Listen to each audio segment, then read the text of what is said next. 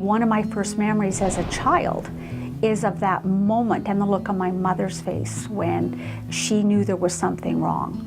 So it went from being a perfectly healthy little girl into day 5 of grade 1 on a Friday to being hospitalized on Monday for what turned out to be many, many months at the Calgary General Hospital.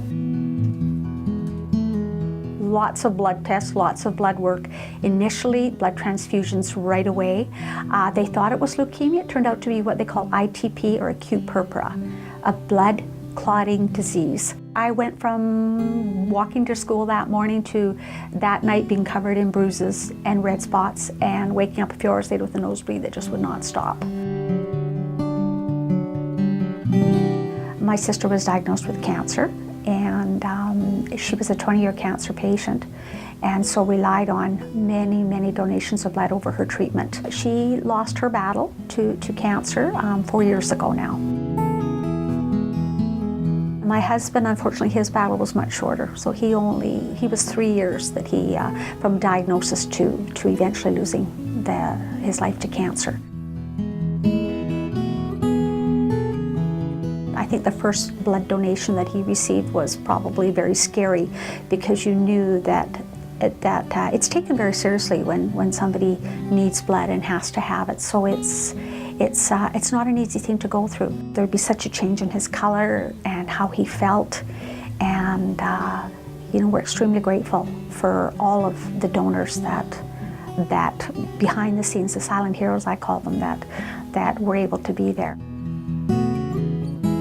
Having a recipient express their need to donors and to those who are thinking about donating is a really powerful way to get that need across. Donors want to see the recipients, they want to know where their blood is going and that it's being used and how it's affecting and improving people's lives. I still continue to volunteer at the Blood Donor Clinic. I'm the champion, what they call the partner here at the school for the Young Blood for Life, so that I can encourage particularly young donors. You can donate at the age of 17, and I'm in a perfect environment.